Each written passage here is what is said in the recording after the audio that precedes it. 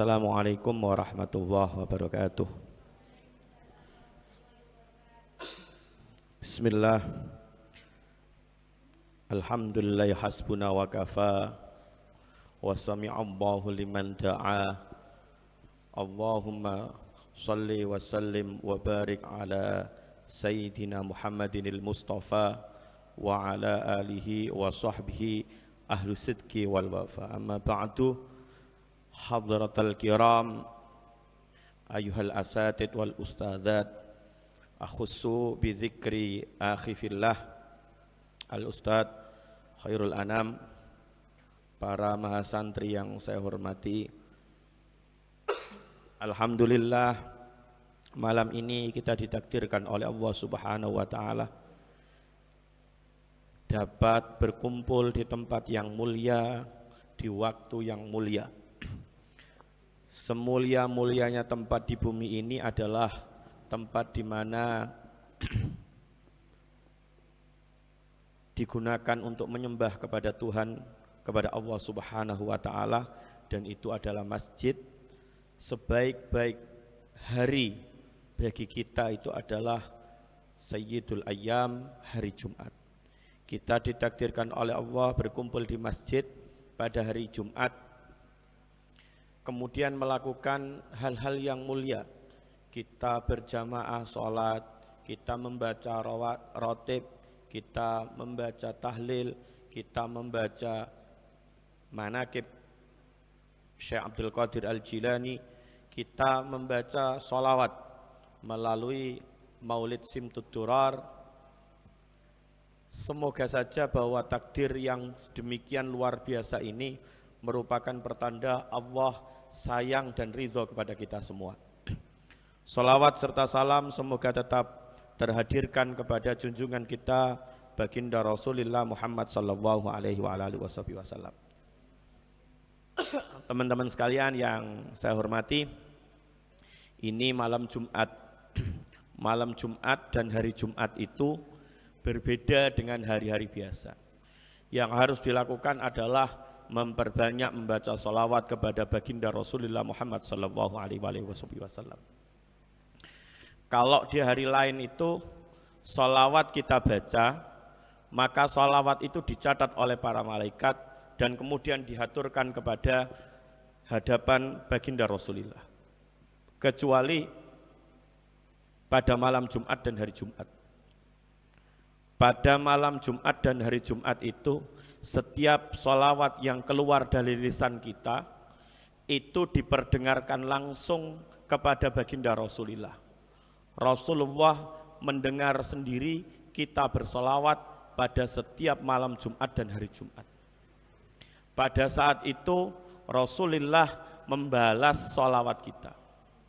Tidak ada doa yang paling mustajab, tidak ada doa yang paling berharga kecuali doa dari baginda Rasul kepada kita para umatnya. Maka kalau baca sholawat itu, terutama di hari Jumat, malam Jumat, itu yang khudu, yang hudur, yang tawadhu. Kita menghadirkan seakan-akan berada di hadapan baginda Rasulullah.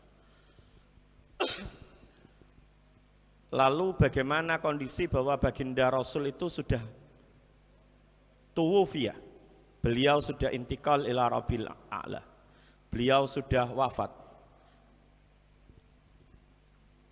Kalau kita menganggap bahwa wafatnya jasad Rasulullah itu sama dengan wafat orang-orang biasa, itu ya kita keterlaluan. Kenapa? Karena pada setiap kita tahiyat akhir, pada bacaan tahiyat itu kita selalu mengatakan assalamu alaika ayyuhan nabiyyu wa rahmatullahi wa barakatuh. Kalau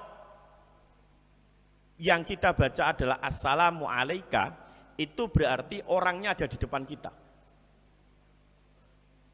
Karena bukan assalamu alaihi tapi assalamu alaika. Kalau alaika itu berarti beliau ada di hadapan kita.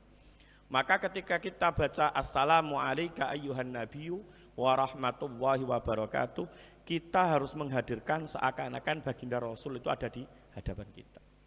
Dan ini benar didukung oleh Al-Quran. Di Al-Quran itu disebutkan, wala tahsabannalladzina qutilu fi sabilillahi amwata bal ahya inda rabbihim yurzaqun. Jangan dikira bahwa orang-orang yang mati fi sabilillah, membela agama Allah itu mati. Walaupun jasad mereka mati, sesungguhnya mereka tetap hidup di sisi Allah dan mereka itu orang yang diberi rizki yang luar biasa. Mereka dikasih rahmat Allah yang luar biasa. Kalau orang yang berjuang di jalan Allah fisabilillah aja tidak boleh dianggap meninggal, apalagi baginda Rasulullah. Maka kalau misalnya pas mahalul qiyam, pas sholawat baginda Rasul dibacakan, hadirkan hati kita bahwa Rasulullah itu ada di hadapan kita, beliau mendengar langsung sholawat kita dan membalasnya. Itu kan luar biasa. Coba dengan semua pelajari artinya setiap bait, setiap kata di mahal qiyam itu. Jenengan akan luar biasa. Banyak sebenarnya doa yang tidak pantas bahkan. Tidak pantas itu karena yang doa kita. Kita mendoakan agar fi jiwari khaira maq'ad. Kita itu pengen duduk di sampingnya Rasulullah. Sebenarnya tidak pantas dengan kelakuan kita, dengan amal ibadah kita untuk duduk di samping baginda Rasulullah itu yang tidak pantas. Tapi kita berdoa begitu supaya Rasulullah berkenan. Kemudian kita mengatakan wa krimil arwaha minna biliqa khairil anami. Ya Allah, muliakanlah ruh-ruh kami ini. Kelak ketika kami sudah meninggal, ya Allah, muliakanlah ruh-ruh kami ini. Pertemukan ruh kami itu dengan baginda Rasul. Sebenarnya ya enggak pantas. Siapa kita minta ketemu sama baginda Rasul? Tapi kita masih berharap bahwa doa itu entah pada Jumat keberapa, entah pada mahal qiyam di mana, entah siapa yang baca, kemudian kita mengaminkan doa wa karimil arwaha minna biliqa khairil anami itu kemudian diijabahi. Kalau kita sampai ketemu dengan baginda Rasulullah, dipandang oleh baginda Rasulullah, itu lebih mulia, lebih agung, lebih nikmat daripada nikmat apapun, termasuk nikmat kita ketika masuk di dalam surga itu. Makanya dalam kitab Al-Bayan, Syekh Ali Al-Jum'ah itu ditanya, apakah ayat yang berbunyi walau annahum idza zalamu anfusahum ja'uka fastaghfirullah wastaghfara lahumur rasul lawajadullahu tawwabar rahimah. Ayat itu artinya seandainya mereka zalim pada diri mereka, seandainya ada kaum yang zalim pada diri mereka, mereka sering berbuat maksiat, mereka sering berbuat dosa. Kemudian ja'uka, kemudian mereka itu mendatangi engkau Muhammad, fastaghfarullah, kemudian mereka minta ampun kepada Allah. Kemudian wastaghfara lahumur rasul, kemudian Rasulullah itu memintakan ampun kepada Allah. Maka orang-orang yang seperti itu, yang sowan baginda Rasul itu, lawajadullah tawwabar rahimah, bakal ketemu dengan Allah. Pada saat itu Allah adalah zat yang maha mengampuni. Artinya apa? Kalau kita sowan baginda Rasul, kita yang penuh dosa, kita yang sering maksiat itu ketemu dengan baginda Rasul, sowan ke hadapan baginda Rasul, kemudian kita istighfar di hadapan baginda Rasul, kita minta kepada baginda Rasul, ya Rasulullah, mintakan ampunan kami kepada Allah, mintakan ampunan dari Allah kepada kami ya Rasulullah. Kalau kemudian Rasulullah itu memintakan ampun kepada Allah untuk kita, maka Allah seketika itu mengampuni kita. Dalam kitab Al-Bayan itu Syekh Ali Jum'ah ditanya, apakah ayat itu berlaku ketika Rasulullah hidup atau ketika beliau sudah meninggal? Kata Syekh Ali Jum'ah, beliau mengatakan ayat ini abadi. Karena Rasulullah tidak boleh dianggap meninggal, Maka ketika kita bertemu dengan baginda Rasul yang mungkin jasadnya sudah wafat, suatu saat misalnya kita bisa umroh, bisa haji, sowan pada makamnya baginda Rasulullah, kemudian kita minta diampunkan oleh Rasulullah, ya Rasulullah mintakan ampunan dari Allah untuk kami. Dan ketika Rasulullah meminta ampun pada kita, maka seketika itu dosa kita diampuni. Lah, kita ya kalau misalnya tidak mampu umrah, tidak mampu haji, setiap sholawat dibaca yang kemungkinan Rasulullah menjawab langsung dan hadir pada majelis itu, maka kita juga minta ampun. Semoga di majelis ini Rasulullah berkenan hadir dan kemudian Rasulullah berkenan memintakan ampun kepada Allah atas dosa-dosa kita.